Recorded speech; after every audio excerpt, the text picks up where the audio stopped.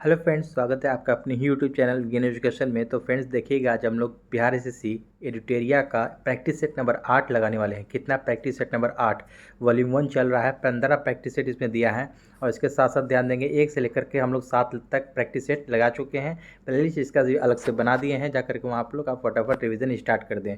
और दोस्तों इसके साथ ध्यान देंगे, आपको प्लेटफॉर्म का वॉल्यूम 1 और वॉल्यूम 2 ये दोनों आपको कंप्लीट करा रखा है प्रैक्टिस सेट। और इसके साथ साथ खान सर का और क्राउन पब्लिकेशन का और ज्ञान बिंदु जीएस एकेडमी का भी बुक कंप्लीट करा रखा है। तो जिन दोस्तों ने नहीं देखा है, प्लेलिस्ट अलग से बना हुआ है सभी का, वहाँ पर जाएं आप लोग प्रैक्टिस स्टार्ट करते हैं।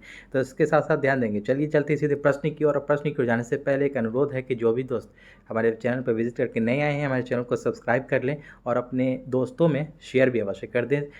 देखिए, और सेशन स्टार्ट होने से पहले एक बार सेशन को लाइक कर दिया कीजिए, आपसे रिक्वेस्ट है। और अपने दोस्तों में शेयर भी क्या कीजिए। तो चलिए देखते हैं आज का पहला प्रश्न। तो फ्रेंड्स देखिएगा, आज का सेशन स्टार्ट होने वाला है। सेशन स्टार्ट होने से पहले आपसे अनुरोध है कि एक बार सेशन को लाइक कर दें और अपने दोस्तों में एक ग्रुप में शेयर भी अवश्य कर दें। देखते हैं आज का पहला प्रश्न। तो पहला प्रश्न है दोस्तों कि संविधान सभा के गठन में प्रांतों का प्रतिनिधित्व करने वाले सदस्यों को निर्वाचित किया गया।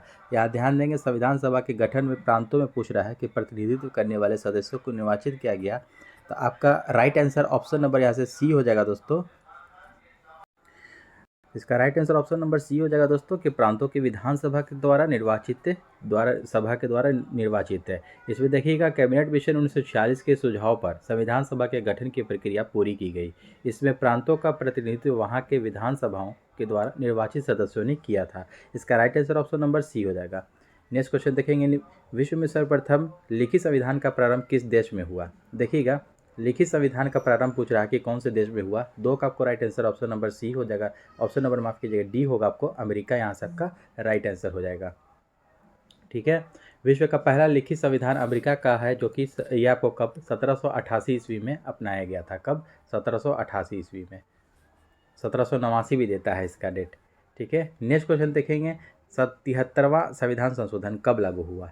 73वां संविधान संशोधन जो हुआ था वो लागू कब हुआ। राइट आंसर 3 का आपको ऑप्शन नंबर सी हो जाएगा, 24 अप्रैल 1993। ठीक है, छोटा डेट याद रखेंगे, इसका छोटा डेट भी पूछता है, 24 अप्रैल 1993 में। इसका ध्यान देंगे कि 73वां संविधान संशोधन जो हुआ था ये पंचायती राज से संबंधित थे। किससे पूछ देगा प्रश्न कि किस चीज़ से संबंधित है, तो पंचायती राज से संबंधित है। नेक्स्ट क्वेश्चन देखेंगे हम लोग, द्विस्तरीय पंचायती राज व्यवस्था की सिफारिश किस समिति ने की थी। द्विस्तरीय पंचायती राज व्यवस्था का सिफारिश पूछ रहा है। 4 का आपको right answer option number B हो जाएगा, अशोक मेहता समिति। ठीक है, अशोक मेहता समिति। और वहीं अगर पूछ देता त्रिस्तरीय पंचायती राज समिति राज व्यवस्था की सिफारिश किसने की, तो बलवंत राय मेहता हो जाता आपका राइट आंसर। ठीक है, इसको याद रखेंगे। नेक्स्ट क्वेश्चन है, मैथिली भाषा को भारतीय संविधान की 8वीं अनुसूची में किस संविधान संशोधन के माध्यम से जोड़ा गया।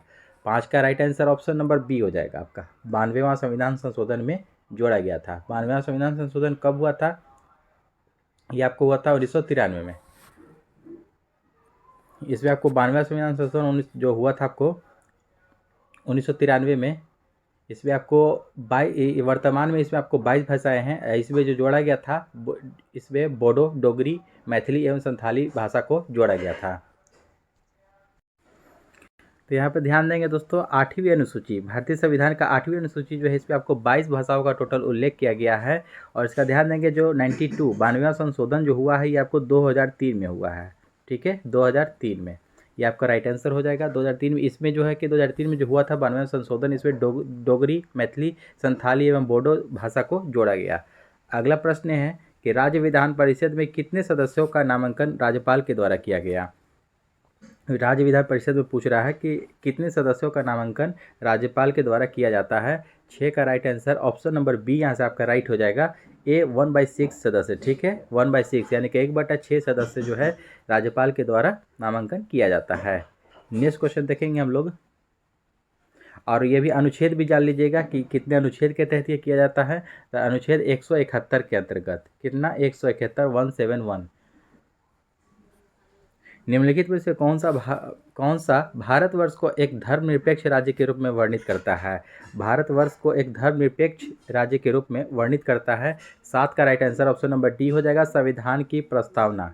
क्या हो जाएगा? संविधान की प्रस्तावना। भारतीय संविधान की प्रस्तावना में 42वां संशोधन जो था 1976 में हुआ था ये, उसके द्वारा समाजवाद, पंथनिरपेक्ष और अखंडता, राष्ट्र की अखंडता शब्द को जोड़ा गया था। इसको ध्यान में रखना है, 3 शब्द जोड़ा गया था। क्या क्या? समाजवाद, पंथनिरपेक्ष और राष्ट्र की अखंडता, इसको याद रखना है। नेक्स्ट क्वेश्चन देखते हैं हम लोग। नेक्स्ट क्वेश्चन आपका यहाँ पर कि केंद्र शासित प्रदेश के मुख्यमंत्री जहाँ पर इस तरह का प्रावधान है किसके द्वारा नियुक्त किए जाते हैं? ध्यान दीजिएगा, यूटी में पूछ रहा है, यूटी केंद्र शासित प्रदेश में पूछ रहा है कि जहाँ पर आपको मुख्यमंत्री का पद आपको प्रावधान है वहाँ पर, तो उसके किसके द्वारा नियुक्त किए जाते हैं? तो इसका right answer option number A हो जाएगा, राष्ट्रपति के द्वारा नियुक्त किए जाते हैं। अभी वर्तमान में आपको दिल्ली और पुडुचेरी में केंद्र शासित जो प्रदेश है वहाँ आपको मुख्यमंत्री पद का आपको सृजित किया गया है। नेक्स्ट क्वेश्चन देखेंगे, अशोक के काल में पाटलिपुत्र निम्नलिखित में से किस प्रांत की राजधानी थी? 9 का आपको right answer option number D हो जाएगा, प्राची प्रांत। ठीक है, अशोक के काल में पूछ रहा है कि पाटलिपुत्र की जो पाटलिपुत्र की निम्नलिखित में से किस प्रांत की राजधानी पूछ रहा है कि किस प्रांत की थी, तो प्राची प्रांत हो जाएगा। 9 का आपको right answer option number D हो जाएगा। अशोक का साम्राज्य 5 प्रांतों में विभक्त था।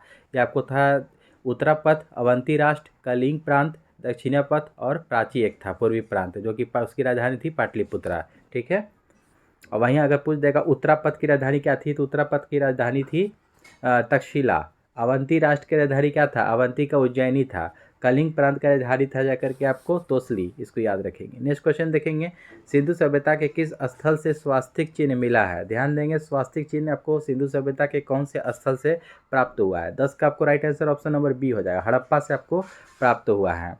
हड़प्पा का उत्खनन जो आपको 1921 में किसने किया था? दयाराम साहनी। ये भी प्रश्न याद रखेंगे साथ साथ। 1921 में हड़प्पा की खोज जो की थी किसने? दयाराम साहनी ने किया था। और 1922 में मोहनजोदड़ो की खोज हुई थी। ठीक है, नेक्स्ट क्वेश्चन देखेंगे हम लोग, और ये भी देखेंगे इसमें हम लोग कि हड़प्पा कौन सी नदी के किनारे बसा है, तो ये रावी नदी के किनारे बसा है। मोहनजोदड़ो आपको सिंधु नदी के किनारे बसा है।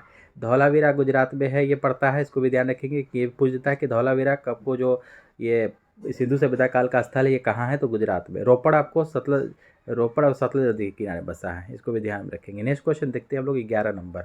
बौद्ध धर्म के त्रिपिटकों के संदर्भ में पूछ रहा है कि कौन सा युग में सही सुमेलित है? देखिएगा, सही सुमेलित का इनमें से पहचान करना है।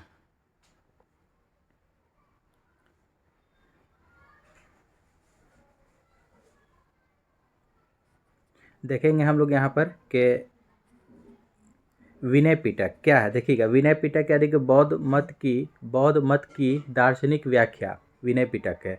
तो ये आपको नहीं, गलत हो जाएगा। सूत पिटक बौद्ध धर्म के सिद्धांतों का उल्लेख, ये सही है आपको। सूत पिटक में बौद्ध धर्म के सिद्धांतों का उल्लेख किया गया, 2 नंबर सही है। बौद्ध अभिधम्म पिटक बौद्ध भिक्षुओं के आचरण संबंधी नियम या अनुशासन संबंधी नियम, ये भी नहीं होगा आपको, ये दोनों गलत हो जाएगा, पहला और तीसरा। दूसरा आपको सही है, इसका right answer option number B हो जाएगा यहाँ से आपका राइट आंसर। ठीक है, अगला प्रश्न देखते हैं हम लोग। पूर्व मध्यकाल में कन्नौज के लिए त्रिपक्षीय संघर्ष में किस दक्षिण भारतीय राज्य ने भाग लिया? कौन सा दक्षिण भारतीय राज्य था जिसने भाग लिया था पूर्व मध्यकाल में कन्नौज के लिए त्रिपक्षीय संघर्ष में? 12 का right answer option number B हो जाएगा, राष्ट्रकूट ने भाग लिया था। कौन सा राजवंश? राष्ट्रकूट ने। नेक्स्ट क्वेश्चन देखेंगे हम लोग, इल्तुतमिश ने बिहार में अपना प्रथम सूबेदार किसे नियुक्त किया था? इल्तुतमिश पूछ रहा है कि बिहार में अपना प्रथम सूबेदार किसे नियुक्त किया था? 13 का right answer option number A हो जाएगा, मलिक अलाउद्दीन जानी को। ठीक है, मलिक जानी भी दे देता है नाम, मलिक अलाउद्दीन जानी को। काफ़ी इंपॉर्टेंट प्रश्न हो जाएगा कि इल्तुतमिश ने बिहार में अपना प्रथम सूबेदार जो नियुक्त किया था, मलिक अलाउद्दीन जानी को। ठीक है, 1225 ईस्वी में इल्तुतमिश ने बिहार शरीफ तथा बार पर अधिकार कर लिया। मलिक अलाउद्दीन जानी को इल्तुतमिश ने बिहार में अपना प्रथम सूबेदार नियुक्त किया था। नेक्स्ट क्वेश्चन देखेंगे हम लोग। नेक्स्ट क्वेश्चन है आपका कि मध्यकाल में कश्मीर के किस शासक ने कश्मीर में जजिया कर हटा दिया तथा गो हत्या निषिद्ध कर दिया था? ध्यान देंगे, राइट आंसर ऑप्शन नंबर 14 का सी हो जाएगा आपको, जैनुल आबेदीन ने। किसने? जैनुल आबेदीन ने। इनका जो ये आपको 1420 से 1470 ईस्वी, जैनुल आबेदीन अपनी उदार जन और कल्याणकारी और सहिष्णुतावादी नीतियों के अनुसरण किया, जिसके कारण आबेदीन को कश्मीर का अकबर भी कहा जाता है। जैनुल आबेदीन को कश्मीर का अकबर कहा जाता है। यहाँ दे रहा कि शासक ने कश्मीर में कह रहा कि जजिया कर हटा दिया और गो हत्या निषिद्ध कर दिया था। तो इसको देखिएगा उपनाम है कि कश्मीर का अकबर। कश्मीर का अकबर किसे? जैनुल आबेदीन को कहा जाता है। यह भी प्रश्न पूछा जाता है। नेक्स्ट क्वेश्चन देखेंगे हम लोग 15 number. Danish east India company यानी कि डेन ने भारत में अपनी प्रथम फैक्ट्री कहाँ स्थापित किया? 15 का right answer option number A हो जाएगा। ट्रैंकूवर में किया था। कहाँ? ट्रैंकूवर में। Danish east India company Bharat 1616 ईस्वी में आई। इसने अपनी पहली फैक्ट्री तंजौर के ट्रैंकूवर यानी कि अभी आपको यह कहाँ तमिलनाडु में पड़ता है, वे स्थापित किया था। अगला प्रश्न है पानीपत के तृतीय युद्ध 1761 ईस्वी के समय मराठा पेशवा जो था निम्नलिखित में से कौन था? पानीपत के तृतीय युद्ध कब हुआ था? 1761 ईस्वी में। उस समय आपको मराठा पेशवा कौन था? 16 का ऑप्शन नंबर सी हो जाएगा, बालाजी बाजीराव। कौन था? बालाजी बाजीराव था। नेक्स्ट क्वेश्चन है कि निम्नलिखित में से कौन सा कैबिनेट मिशन का सदस्य नहीं था? कैबिनेट मिशन का सदस्य नहीं पूछ रहा है, तो 17 का ऑप्शन नंबर यहाँ से डी आपको राइट हो जाएगा, लॉर्ड वेवेल। ठीक है, इनमें से देखिएगा कैबिनेट मिशन कब आया था? 1946 में। डेट भी याद रखेंगे। ठीक है, 1946 है के। ठीक है, और इसमें जो है कि एवी अलेक्जेंडर भी थे, डॉक्टर पैंथिक लॉरेंस भी थे और सर स्टेफोर्ड क्रिप्स भी थे। ये तीनों आपको सदस्य थे कैबिनेट मिशन के। लॉर्ड वेवेल नहीं थे, इसको याद रखना है। ये तीनों सदस्य थे। नेक्स्ट क्वेश्चन है आपका नेशनल हेराल्ड अंग्रेजी यानी कि पत्रिका का संपादन किसने किया था? पूछ रहा है। देखिएगा हेराल्ड। ठीक है, नेशनल हेराल्ड पत्रिका का संपादन किसने किया? 18 का ऑप्शन नंबर सी हो जाएगा, जवाहरलाल नेहरू। किसने किया था? जवाहरलाल नेहरू। नेशनल हेराल्ड पत्रिका का संपादन 1938 में अंग्रेजी भाषा में जवाहरलाल नेहरू ने किया था। नेक्स्ट क्वेश्चन देखते हैं हम लोग। 9 अगस्त 1942 को कांग्रेस के प्रमुख नेताओं की गिरफ्तारी के विरोध में किसने बिहार में महाधिवक्ता के पद से इस्तीफा दे दिया था? 9 अगस्त 1942 में जो आपको हुआ था कांग्रेस के प्रमुख नेताओं की गिरफ्तारी, तो पूछ रहा है यानी कि भारत छोड़ो आंदोलन के समय पूछा जा रहा है। देखिए इसमें आपको बिहार के महाधिवक्ता पद से किसने आपको इस्तीफा दिया था? 19 का आपको right answer option number A हो जाएगा, बलदेव सहाय। किसने दिया था? इंपॉर्टेंट है, इसको याद रखिएगा। ठीक है, बिहार में कौन थे? महाधिवक्ता के पद पर बलदेव सहाय थे, जिन्होंने इस्तीफा दे दिया था। नेक्स्ट क्वेश्चन देखेंगे 20 नंबर। प्रसिद्ध कविता बटोहिया निम्नलिखित में से किसकी प्रसिद्ध रचना है? प्रसिद्ध कविता है कि बटोहिया, ये किसकी आपको प्रसिद्ध रचना है? 20 का right answer option number C हो जाएगा, रघुवीर नारायण। किसकी है? रघुवीर नारायण। बाबू रघुवीर नारायण ने खड़ी बोली और भोजपुरी दोनों में काव्य रचना की है। इनकी सबसे प्रसिद्ध कविता बटोहिया है, जिसमें प्राकृतिक सौंदर्य के साथ साथ स्वदेश भक्ति की भावना को सम्मिलित किया गया है। नेक्स्ट क्वेश्चन देखेंगे हम लोग। भारत के किस प्रदेश की सीमाएं 3 देशों में क्रमशः नेपाल, भूटान एवं चीन में मिलती है? भारत के किस प्रदेश की सीमा पूछ रहा है कि क्रमशः आपको नेपाल से भी लगती है, भूटान से भी और चीन से भी मिलती है। 21 का आपको right answer option number D यहाँ से राइट हो जाएगा, सिक्किम। ठीक है, सिक्किम 3 देशों से ये सीमा मिलती है, इसको ध्यान में रखेंगे आप लोग। ठीक है, नेक्स्ट क्वेश्चन। भारतीय उपमहाद्वीप मूलतः एक विशाल भूखंड का भाग था, जिसे कहते हैं क्या कहते हैं? 22 का ऑप्शन नंबर डी हो जाएगा, आपको गोंडवाना लैंड कहते हैं उसको हम लोग। भारतीय उपमहाद्वीप मूलतः एक विशाल भूखंड का भाग था, जिसे गोंडवाना लैंड कहते हैं। गोंडवाना लैंड जो है आपको, गोंडवाना एक बृहत महाद्वीप था। ठीक है, इसको ध्यान में रखेंगे। नेक्स्ट क्वेश्चन देखते हैं हम लोग। निम्नलिखित में से कौन सा मेघालय पठार का अंश नहीं है? मेघालय पठार का अंश नहीं पूछ रहा है, तो ऑप्शन नंबर देखिएगा यहाँ से आपका राइट होगा, 23 का ए हो जाएगा आपको, भुवन पहाड़ियाँ। भुवन पहाड़ियाँ जो है कि मेघालय पठार का अंश नहीं है। अदरवाइज देखिएगा गारो पहाड़ियाँ आपको मेघालय के पठार का अंश है।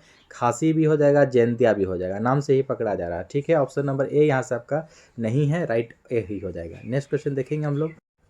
नेक्स्ट क्वेश्चन है आपका कि 10 डिग्री चैनल जो है कि पृथक करता है, किसको अलग करता है? ऑप्शन नंबर ए यहाँ से आपका राइट हो जाएगा, अंडमान को निकोबार से अलग करता है 10 डिग्री चैनल। वहीं अगर 8 डिग्री चैनल पूछ देगा दोस्तों, तो 8 डिग्री चैनल जो है ये आपको मालदीव से मिनिकॉय को अलग करता है। 9 डिग्री चैनल पूछता है, ये आपको मिनिकॉय से लक्षद्वीप को अलग करता है। और 10 डिग्री जो है ये आपको ये लघु अंडमान व कार निकोबार यानी कि हो जाएगा अंडमान से निकोबार को अलग करता है। अगला प्रश्न देखेंगे हम लोग। सूची 1 को सूची 2 से मिलान करना है, तो 25 का देखते हैं हम लोग क्या राइट आंसर हो जाएगा। दोआब और नदियाँ यहाँ पर दे रखा है। ठीक है, तो देखेंगे हम लोग बिस्ट दोआब क्या हो जाएगा? ये हो जाएगा जाकर के आपका ब्यास और सतलज नदी के मध्य पड़ता है बिष्ट दोआब। बारी दोआब किसके किसके बीच है? रावी और ब्यास के बीच पड़ता है बारी दोआब। देखिएगा, बारी रावी और ब्यास के बीच। रचना दोआब क्या है? तो रचना दोआब रावी और चिनाब के मध्य पड़ता है। ये आपको एक में चला जाएगा, ठीक है। चाच दोआब जो है आपको ये चिनाब और झेलम के मध्य पड़ता है। तो ऑप्शन नंबर यहाँ से आपका ए राइट हो जाएगा, ठीक है। ए का 3 है, बी का 2 है, सी का 1, डी का 4। नेक्स्ट क्वेश्चन देखेंगे हम लोग, किस नदी पर शिव समुद्रम जलप्रपात अवस्थित है? शिव समुद्रम जलप्रपात अवस्थित है कौन सी नदी? 26 का ऑप्शन नंबर ए हो जाएगा, कावेरी नदी पर है। किसके पर है? कावेरी नदी पर शिव समुद्र जलप्रपात स्थित है। कावेरी नदी को दक्षिण भारत की गंगा भी कहते हैं। क्या कहते हैं इसको? कावेरी नदी को दक्षिण भारत की गंगा के नाम से भी जाना जाता है।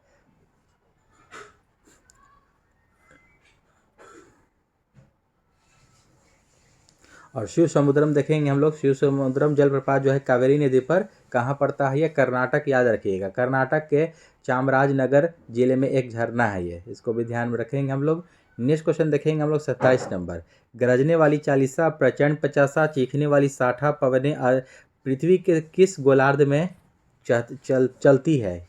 गलत लिखा गया है ये, ठीक है। देखिएगा, गरजने वाली चालीसा या प्रचंड पचासा उसी का नाम है, या चीखने वाली साठा इसी एक ही सब पवन का नाम है, ठीक है।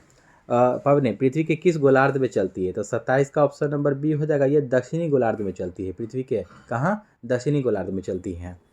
अगला प्रश्न है, निम्नलिखित में से कौन सा सुमेलित नहीं है? इनमें से देखेंगे हम लोग कौन सा सुमेलित नहीं है। तो साइप्रस है। साइप्रस जो है कि आपको क्या हो जाएगा? इसकी राजधानी, देश और राजधानी दे रखा है, मिलाना है। तो साइप्रस की राजधानी निकोसिया है ये आपको, ठीक है। सुमेलित नहीं के बारे में पूछ रहा है यहाँ पर, तो ये आपका सही हो जाएगा। कंबोडिया, कंबोडिया की राजधानी नहोम-पेन, ये भी आपका सही है, नहोम-पेन ही राजधानी होती है। ओमान की राजधानी, ओमान की राजधानी मस्कट होती है, अम्मान नहीं, ये गलत हो जाएगा। क्या होती है ओमान की राजधानी? मस्कट, याद रखेंगे, मस्कट होती है। सीरिया की राजधानी दमिश्क, ये भी बिल्कुल सही है। ऑप्शन नंबर यहाँ से सी आपका राइट हो जाएगा।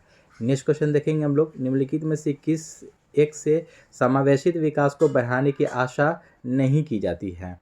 तो 29 का आपको right answer option number A आपको हो जाएगा, राष्ट्रीय आय की ऊंची वृद्धि दर। राष्ट्रीय आय की ऊंची वृद्धि दर समावेशित विकास को बढ़ाने की आशा नहीं की जाती है, अदरवाइज ये तीनों की जाती है। ग्रामीण विकास, कृषि विकास, कृषकों को पर्याप्त साख। नेक्स्ट क्वेश्चन देखते हैं हम लोग, सार्वजनिक वितरण प्रणाली से वितरित अनाज पर कीमत बढ़ाने का उद्देश्य क्या है? 30 का आपको right answer option number C हो जाएगा दोस्तों। इस योजना में निहित उत्पादन का भार कम हो सके, ठीक है। इस योजना में निहित उत्पादन का भार कम हो सके, इसीलिए सार्वजनिक वितरण प्रणाली से वितरित अनाज पर कीमत बढ़ाने का उद्देश्य है। अगला प्रश्न देखेंगे हम लोग, 31 नंबर प्रश्न है कि राष्ट्रीय स्तर पर कृषि विपणन सहकारिताओं का शीर्ष संगठन क्या है? 31 का ऑप्शन नंबर बी हो जाएगा आपको, नेफेड, ठीक है। नेफेड जो है आपको ये राष्ट्रीय स्तर पर कृषि विपणन सहकारिताओं का शीर्ष संगठन है ये आपको। नेफेड, नेफेड का देखिएगा यहाँ पर फुल फॉर्म होता है, मतलब होता है कि भारतीय राष्ट्रीय कृषि सहकारी विपणन, यानी कि national agriculture cooperative marketing federation of India, ठीक है। याद रखें, ये कृषि विपणन से संबंधित है। इसकी स्थापना आपको 2 अक्टूबर 1958 में की गई थी। कब? 2 अक्टूबर 1958, ठीक है, डेट याद रखेंगे। 58 है ये। नेक्स्ट क्वेश्चन है आपका, विकास केंद्र उपागम किस योजना के अंतर्गत अपनाया गया था? विकास केंद्र उपागम कौन सी योजना के अंतर्गत? 32 का ऑप्शन नंबर डी हो जाएगा, चतुर्थ पंचवर्षीय योजना के अंतर्गत इसको अपनाया गया था, ठीक है। नेक्स्ट क्वेश्चन देखेंगे, निम्नलिखित में से निम्नलिखित तरल परिसंपत्तियों पर विचार कीजिए, ठीक है। इसमें आपको तरल परिसंपत्तियों पर विचार करना है। 33 का देखते हैं हम लोग क्या होगा आपको। यहाँ पर देखिएगा, ध्यान देंगे हम लोग, इसका राइट आंसर हो जाएगा, देखिएगा पहले 4 आएगा, ये आपको 1 नंबर पर रहेगा, पहले ये आएगा, फिर एक, इसके बाद फिर ये हो जाएगा 4 1, बैंकों के पास मांग जमा, फिर पहले करेंसी, फिर ये, फिर उसके बाद हो जाएगा ये 3 नंबर पर जाकर के बैंकों के पास बचत जमा, और इसके बाद 4 हो जाएगा आपको बैंकों के पास ये सांविधिक जमा। इसका राइट आंसर ऑप्शन नंबर यहाँ पर डी हो जाएगा, ठीक है, डी। नेक्स्ट क्वेश्चन देखेंगे हम लोग, निम्नलिखित में से कौन सा एक जैविक अनुक्रमण अनुक्रमण की प्रवस्थाओं का सही क्रम है। 34 का right answer option number A हो जाएगा यहाँ से। नगनीकरण, फिर प्रवास, आस्थापन, प्रतिक्रिया और स्थिरीकरण, इसका आपको right answer option number A हो जाएगा यहाँ से, ठीक है, ए हो जाएगा। नेक्स्ट क्वेश्चन देखेंगे हम लोग कि जैव विविधता के नाश का कारण क्या है। जैव विविधता के नाश का कारण क्या है। 35 का ऑप्शन नंबर डी हो जाएगा, इनमें से सभी हैं, यानी कि जीवों के प्राकृतिक आवास की कमी, पर्यावरणीय प्रदूषण, वनों का नाश, ये आपको सभी आपको जैव विविधता के नाश का कारण है। ये इनमें से राइट आंसर डी हो जाएगा। अगला प्रश्न है, प्रहरी ऐप को किस मंत्रालय के द्वारा जारी किया गया है। प्रहरी ऐप है एक, कौन से मंत्रालय ने जारी किया। 36 का आपको ए आपको राइट आंसर हो जाएगा, गृह मंत्रालय के द्वारा। प्रहरी ऐप को गृह मंत्रालय के द्वारा जारी किया गया है। इस ऐप के माध्यम से एसएसबी में जवान अपने मोबाइल पर व्यक्तिगत जानकारी, आवास एवं अवकाश संबंधी जानकारी प्राप्त कर सकते हैं, ठीक है। अगला प्रश्न है, ग्लोबल फायर पावर इंडेक्स 2023 में भारत का स्थान कौन सा है। ग्लोबल फायर पावर इंडेक्स 2023 में भारत का स्थान पूछ रहा है। 37 का आपको ऑप्शन नंबर ए हो जाएगा, चौथा स्थान है। कितना स्थान है। ग्लोबल फायर पावर इंडेक्स 2023 में भारत का स्थान चौथा है, इसको याद रखेंगे आप लोग। इस सूची में आपको प्रथम स्थान किसका है, तो यूएसए अमेरिका का है, याद रखेंगे। इसमें आपको ग्लोबल फायर पावर इंडेक्स में पहले स्थान पर यूएसए है, अमेरिका है, और इसे ग्लोबल फायर पावर संस्था द्वारा जारी किया जाता है। नेक्स्ट क्वेश्चन देखेंगे हम लोग। नेक्स्ट क्वेश्चन आपका कि दस्तलिक के 2023 सैन्य अभ्यास है ये, इसका आयोजन कहाँ किया गया है। Right answer option number A हो जाएगा, उत्तराखंड में किया गया है। दस्तलिक जो है आपको 38 का ए हो जाएगा। ये जो है कि आपको भारत और उज्बेकिस्तान के मध्य आपको सैन्य अभ्यास होता है, इसको याद रखेंगे। दस्तलिक 2023, ठीक है। दस्तलिक के 2023 ये थल सेना अभ्यास है का आयोजन किया गया है। इसका आयोजन इस वर्ष उत्तराखंड में हुआ था। नेक्स्ट क्वेश्चन देखेंगे हम लोग, केंद्रीय सतर्कता आयोग सीवीसी के नए अध्यक्ष कौन बने हैं। तो इसका right answer option number B हो जाएगा, प्रवीण कुमार श्रीवास्तव। प्रवीण कुमार श्रीवास्तव जो है इस बने हैं आपको सीवीसी यानी कि केंद्रीय सतर्कता आयोग के नए अध्यक्ष है। इसकी देखिएगा सीवीसी की स्थापना कब हुई थी, इसको भी याद रखेंगे, 1964 ईस्वी में हुई थी, और इसका मुख्यालय आपको न्यू दिल्ली, ठीक है, नई दिल्ली में पड़ता है। नेक्स्ट क्वेश्चन देखेंगे हम लोग, भारत वन स्थिति रिपोर्ट 2021 के अनुसार 2019 की तुलना में कितना किलोमीटर वन आवरण में वृद्धि हुई है। काफ़ी अच्छे प्रश्न हैं आपको, इसको ध्यान देंगे। 40 का ऑप्शन नंबर ए हो जाएगा, 1540 वर्ग kilometre, right answer. Bharat one स्थिति रिपोर्ट 2021 के अनुसार भारत का वन आवरण जो है 7,13,779 वर्ग किलोमीटर है। इसे कुल भौगोलिक क्षेत्र का 21.71% है, इसको ध्यान रखना है। नेक्स्ट क्वेश्चन देखेंगे हम लोग, 32वां बिहारी पुरस्कार किसे सम्मानित किया गया है। 32वां बिहारी पुरस्कार से किसे सम्मानित किया गया। 41 का आपको right answer option number B हो जाएगा, माधव हाड़ा, ठीक है, ये आपको VVI लगा लीजिएगा, ठीक है। इसका प्रश्न माधव हाड़ा, ठीक है, इसको मिला है आपको 32वां बिहारी पुरस्कार से सम्मानित किया गया, माधव हाड़ा। नेक्स्ट क्वेश्चन है, पद्म भूषण 2023 से कुल कितने व्यक्तियों को सम्मानित किया गया। देखिएगा पद्म भूषण यहाँ पूछ रहा है, ध्यान से पढ़ेंगे, पद्म भूषण, विभूषण नहीं, ठीक है। 42 का आपको right answer option number D हो जाएगा, ठीक है। पद्म विभूषण अगर पूछता तो 6 हो जाता, ठीक है, राइट आंसर, ठीक है। इसको राइट आंसर पद्म विभूषण 6 हो जाता है, इसको भी याद रखेंगे यहाँ पर। लेकिन पद्म भूषण पूछ रहा है कि कुल कितने व्यक्ति को सम्मानित किया गया है, तो टोटल 9 व्यक्ति को सम्मानित किया गया है। अगला प्रश्न देखेंगे, अंतर्राष्ट्रीय आयुर्वेद सम्मेलन 2023 का आयोजन कहाँ किया गया है। 43 का ऑप्शन नंबर ए हो जाएगा, हरिद्वार, ठीक है, हरिद्वार। 2023 में अंतर्राष्ट्रीय आयुर्वेद सम्मेलन का आयोजन हरिद्वार में किया गया है। इस आयोजन का विषय पशु चिकित्सा और आयुर्वेद था। इसका विषय क्या था, पशु चिकित्सा और आयुर्वेद।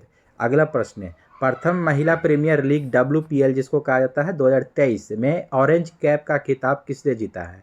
44 का ऑप्शन नंबर बी हो जाएगा आपको, मेग लैनिंग। किसने जीता है, मेग लैनिंग। ये आपको वोमेन प्रीमियर लीग है, इसको याद रखेंगे, वोमेन, ठीक है, महिला प्रीमियर लीग। इसमें ऑरेंज कैप किसको मिला है, मेग लैनिंग को मिला है। यहाँ ध्यान देंगे आपको, WPL 2023 जो हुआ था, इसमें यह खिताब मुंबई इंडियंस ने दिल्ली कैपिटल्स को हरा करके जीता था महिला प्रीमियर लीग में। इसमें ऑरेंज कैप जो है कि आपको मेग लैनिंग को दिया गया। और इस साल अभी 2024 वाला जो हुआ है वो आपको रॉयल चैलेंज बैंगलोर ने जीता है वो महिला प्रीमियर लीग, इसको भी ध्यान में रखेंगे आप लोग। अगला प्रश्न है कि प्रसिद्ध पुस्तक नालंदा के लेखक कौन है। प्रसिद्ध एक फेमस आपको बुक है नालंदा, इसके आपको लेखक कौन है। 45 का ऑप्शन नंबर बी हो जाएगा आपको, अभय के, ठीक है। अभय के इसके लेखक है। प्रसिद्ध पुस्तक नालंदा के लेखक कवि राजनैतिक अभय के हैं। यह पुस्तक बिहार के शिक्षा के प्राचीन परंपराओं पर प्रकाश डालती है। अगला प्रश्न है, विश्व कपास दिवस प्रतिवर्ष कब मनाया जाता है? 46 का ऑप्शन नंबर बी हो जाएगा। 7 अक्टूबर को कपास दिवस मनाया जाता है, विश्व कपास दिवस। नेक्स्ट क्वेश्चन देखेंगे यहाँ पर कि रिलायंस की जियो मार्ट ने अपना ब्रांड एम्बेसडर बनाया है किसे? किसे ब्रांड एम्बेसडर बनाया? 47 का आपको सी हो जाएगा, आपको MS धोनी को बनाया है। ठीक है, इसको याद रखेंगे। रिलायंस की जियो मार्ट ने अपना ब्रांड एम्बेसडर MS धोनी यानी कि महेंद्र सिंह धोनी को बनाया है। नेक्स्ट क्वेश्चन यहाँ पर देखिएगा, हाल ही में किस राज्य के याक चुरपी को GI टैग मिला है? तो इसका आपको राइट आंसर 48 का ऑप्शन नंबर बी हो जाएगा, अरुणाचल प्रदेश। ठीक है, अरुणाचल प्रदेश के ऊंचाई वाले इलाकों में पाए जाने वाले याक के दूध से तैयार एक डिश तैयार किया गया चुरपी। ठीक है, इसको GI टैग प्राप्त हुआ है। अगला प्रश्न है कि सूर सरोवर पक्षी विहार कहाँ स्थित है? देखिएगा, सूर सरोवर पक्षी अभयारण्य विहार पूछ रहा है, ऑप्शन नंबर डी हो जाएगा, ये आगरा में है। सूर सरोवर पक्षी विहार है ये। ठीक है, यह आगरा में स्थित है, उत्तर प्रदेश के आगरा जिले में। सूर सरोवर पक्षी विहार की स्थापना जो है इसको कब किया गया था? 1991 में, याद रखेंगे आप लोग। नेक्स्ट क्वेश्चन है, इनमें से कौन सी नदी गंगा में उत्तर दिशा में आकर मिलने वाली नदी है? देखिएगा, गंगा में उत्तर दिशा में आकर मिलने वाली कौन सी नदी है? तो इसका राइट आंसर आपको 50 का ऑप्शन नंबर बी हो जाएगा, कोसी और बूढ़ी गंडक है। ठीक है, कोसी और बूढ़ी गंडक नदी जो है ये आपको गंगा में उत्तर दिशा में आकर मिलने वाली एक नदी है। ये आपको कोसी है, एक बूढ़ी गंडक है। नेक्स्ट क्वेश्चन देखेंगे हम लोग। देखिएगा, इसके साथ साथ और भी पढ़ देता हूं मैं कि गंगा नदी के उत्तर से आकर मिलने वाली नदी कौन कौन सी है। देखिएगा, एक हो जाएगी आपका घाघरा, फिर बूढ़ी गंडक, कमला, कोसी और महानंदा, ये सब नदियां उत्तर से आकर। और दक्षिण से आकर के गंगा में मिलने वाली कौन कौन सी नदी है? कर्मनाशा है, सोन है, पुनपुन है, फल्गु नदी है। ये चारों नाम याद रखेंगे। ये भी आपको प्रश्न पूछता है, सोन के बारे में भी ज़्यादा पूछता है कि सोन दक्षिण की ओर से आकर मिलने वाली नदी है। अगला प्रश्न देखेंगे, निम्नलिखित में से ऐसे सामग्री का चयन करें जो जल में पूरी तरह से घुलनशील हो। 51 का ऑप्शन नंबर ए हो जाएगा, फिटकिरी। ये आपको जल में पूरी तरह से घुलनशील होता है। अगला प्रश्न है, निम्नलिखित में से किस द्रव में लोहे की कील रखे जाने पर वह अपनी चमक खो देगा और सुस्त यानी कि डल दिखाई देने लगेगा? 52 का ऑप्शन नंबर ए हो जाएगा आपको, शीतल पेय। यानी कि शीतल पेय में अगर हम कार्बोनिक एसिड देखिएगा होता है जो लोहे के साथ प्रतिक्रिया करता है, फलस्वरूप लोहे की कील अपनी चमक खो देता है और सुस्त डल दिखाई देता है। इसको याद रखना। नेक्स्ट क्वेश्चन देखेंगे हम लोग, सिंथेटिक फाइबर को कहा जाता है, क्या कहा जाता है? 53 का ऑप्शन नंबर बी हो जाएगा, मानव निर्मित फाइबर कहा जाता है सिंथेटिक रबर को। अगला प्रश्न है, प्लास्टर ऑफ पेरिस रासायनिक रूप से क्या कहलाता है? प्लास्टर ऑफ पेरिस रासायनिक रूप से आपको कैल्शियम सल्फेट हेमीहाइड्रेट कहलाता है। क्या कहलाता है?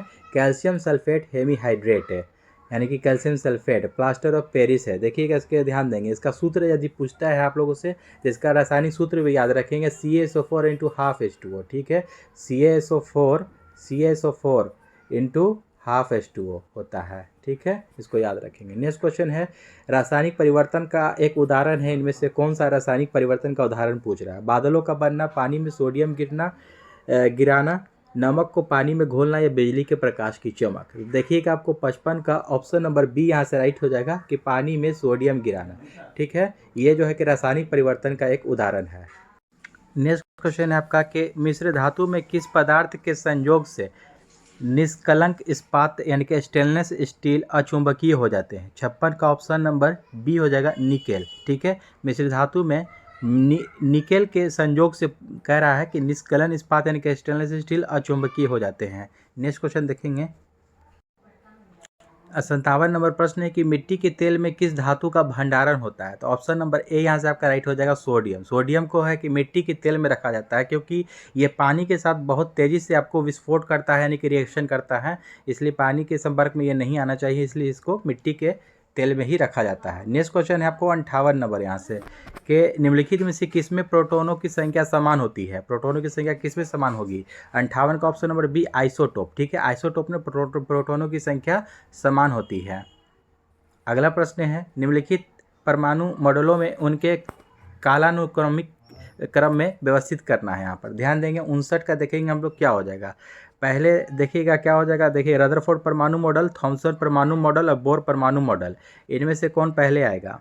तो इनमें से आपको राइट आंसर और देखिएगा थॉमसन 1897 में, ये आपको जे थॉमसन ने कैथोडिक विशेषताओं ये आपको किया था। देखिएगा इनमें से पहले 2 नंबर आ जाएगा आपको थॉमसन परमाणु मॉडल, फिर उसके बाद आ जाएगा जाकर के 1 नंबर आएगा रदरफोर्ड परमाणु मॉडल, फिर उसके बाद आएगा जाकर के ये देखिएगा 1 में है, फिर जाकर के ये 2 में आएगा, ये आपको 3 में आ जाएगा। ठीक है, बोर परमाणु मॉडल। इस प्रकार आपको सी आपका राइट आंसर हो जाएगा।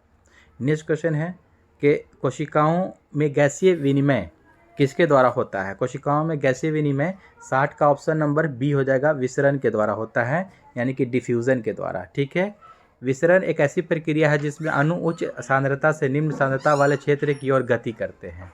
यह एक निष्क्रिय प्रक्रिया है जो हमेशा विसरण प्रवणता की ओर होती है। यह कोशिका स्तर पर गैसों का आदान प्रदान में भूमिका निभाता है। इसका right answer option number B हो जाएगा। 61 नंबर प्रश्न है कि समसूत्री विभाजन के बाद बनने वाले संतति कोशिकाओं की संख्या कितनी हो जाती है। समसूत्री विभाजन में पूछ रहा है। 61 का ऑप्शन नंबर बी हो जाएगा दोस्तों, 2 हो जाएगा। राइट आंसर यहाँ से आपका 2। कोशिका विभाजन की वह प्रक्रिया है जिसके द्वारा अधिकांश कोशिकाएं वृद्धि के लिए विभाजित होती है। समसूत्री विभाजन वो कहलाती है, जिसमें आपको 2 राइट आंसर हो जाएगा, ऑप्शन नंबर बी। अगला प्रश्न है कि ओजोन छिद्र का अर्थ क्या है। ओजोन छिद्र का अर्थ क्या होता है। 62 का ऑप्शन नंबर बी हो जाएगा, ओजोन की सांद्रता में कमी। ओजोन की सांद्रता में कमी ही आपको ओजोन छिद्र का मतलब होता है, यानी कि अर्थ होता है। ध्यान देंगे आपको ओजोन सूत्र, इसका आपको ओजोन का आपको सूत्र होता है O3, इसको याद रखेंगे। अगला प्रश्न है निम्नलिखित में से कौन सा प्राथमिक ईंधन है, इनमें से कौन सा प्राथमिक ईंधन कहलाएगा। पेट्रोल, डीजल, मेथनॉल या प्राकृतिक गैस। 63 का ऑप्शन नंबर डी हो जाएगा, प्राकृतिक गैस जो है ये आपको प्राथमिक ईंधन कहलाता है। अगला प्रश्न देखेंगे हम लोग, कार्बन डाइऑक्साइड को ग्रीन हाउस गैस कहा जाता है क्योंकि यह क्या है। 64 का आपको राइट आंसर ऑप्शन नंबर यहाँ से देखेंगे सी राइट हो जाएगा कि सूर्य के प्रकाश के लिए पारदर्शी लेकिन गर्मी को फंसाता है। यह आपको ऑप्शन नंबर सी आपको यहाँ से राइट हो जाएगा। अगला प्रश्न देखेंगे हम लोग, 65 नंबर प्रश्न है कि शरीर में कौन सा हार्मोन स्राव पुरुषों में मूछ और दाढ़ी के विकास के लिए उत्तरदायी होता है।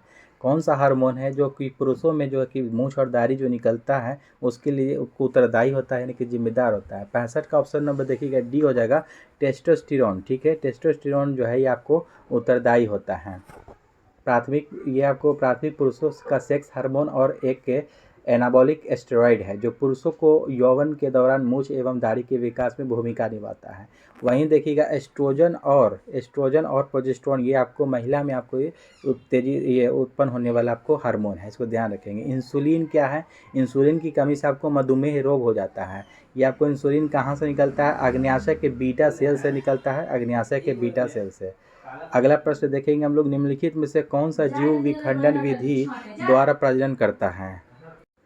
इसका राइट आंसर ऑप्शन नंबर देखिएगा बी हो जाएगा, 66 का स्पाइरोगाइरा। ठीक है, जीव मंडल विखंडन विधि द्वारा प्रजनन करता है, निम्नलिखित में से कौन सा, तो स्पाइरोगाइरा आपका यहाँ से राइट आंसर हो जाएगा। अगला प्रश्न है कि समतल दर्पण में हमारे चेहरे की छवि बनती है। तो समतल दर्पण में हमारे चेहरे की जो छवि बनती है ऑप्शन नंबर सी हो जाएगा, आभासी बनती है। ठीक है, आभासी। समतल दर्पण हमारे चेहरे की छवि आभासी एवं चेहरे के आकार के समान ही होती है। 68 नंबर प्रश्न देखेंगे, वस्तु से प्रकाश के गुजरने की घटना क्या कहलाती है। इसका right answer option number B हो जाएगा, अपवर्तन। ठीक है, रिफ्रैक्शन। 68 का आपको बी राइट आंसर हो जाएगा। अगला प्रश्न 69 नंबर, फ्यूज तार का विशिष्ट प्रतिरोध क्या होता है। तो फ्यूज तार का विशिष्ट प्रतिरोध है ऑप्शन नंबर 69 का ए हो जाएगा, उच्च होता है।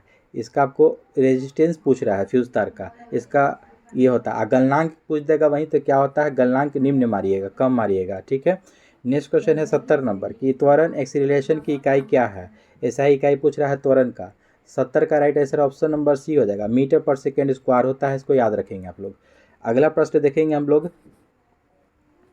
निम्नलिखित में से कौन सी आवृत्ति एक सामान्य मनुष्य के द्वारा सुनी जा सकती है। इसके में से ध्यान देंगे 71 का आपको ऑप्शन नंबर ए हो जाएगा, 10 के पावर 4 हर्ट्ज। ये जो है कि आपको यहाँ पर ध्यान देंगे 10 के पावर 4 हर्ट्ज जो आंसर हो जाएगा इसका आपको राइट आंसर। इस पे देखेंगे मानव काल के लिए आवृत्ति की श्रव्य सीमा जो होती है आपको 20 हर्ट्ज से 20,000 हर्ट्ज के बीच होती है। ठीक है, कितना, 20 से 20,000 हर्ट्ज के बीच होती है। इसको जो मानव कान जो है कि सुन सकता है, और या तो 20 हर्ट्ज से कम जिसको अश्रव्य तरंग कहा जाता है वो नहीं सुन सकता है, या आपको 20 हर्ट्ज से ऊपर वाला ये आपको श्रव्य तरंग आपको कहलाता है, ये सुन सकते हैं। इसको राइट आंसर ऑप्शन नंबर 10 के पावर 4 हर्ट्ज ये आपको सही हो जाएगा। ठीक है, नेक्स्ट क्वेश्चन देखेंगे हम लोग 72 नंबर के, यदि पृथ्वी का गुरुत्वाकर्षण बल अचानक गायब हो जाता है तो निम्नलिखित में से कौन सा इनमें से सही होगा। 72 हम लोग देखेंगे कि इनमें से क्या सही हो जाएगा। वस्तु का भार शून्य हो जाएगा, ए ही आपका 72 का ऑप्शन नंबर ए ही आपको सही हो जाएगा यहाँ पर, कि यदि पृथ्वी का गुरुत्वाकर्षण बल अचानक से अगर गायब हो जाए तो वस्तु का भार जो है कि एकदम शून्य हो जाएगा। अगला प्रश्न है, पादप कोशिका की कोशिका भित्ति मुख्य रूप से बनी होती है, किस चीज़ के बनी होती है। पादप कोशिका की कोशिका भित्ति किस चीज़ के बनी होती है। 73 का ऑप्शन नंबर ए हो जाएगा, सेलुलोज की बनी होती है। और कवक की कोशिका भित्ति अगर पूछता है तो वो काइटिन के बनी होती है, कवक की कोशिका भित्ति काइटिन की। और यहाँ पूछ रहा है कि पादप की कोशिका भित्ति किससे बनी होती है, सेलुलोज की बनी होती है। नेक्स्ट क्वेश्चन यहाँ पर देखेंगे हम लोग कि मनुष्य में 2 बार बढ़ने वाले दांतों की संख्या कितनी होती है। यानी कि इस तरह से भी पूछ देता है प्रश्न कि दूध के दांत कितने होते हैं।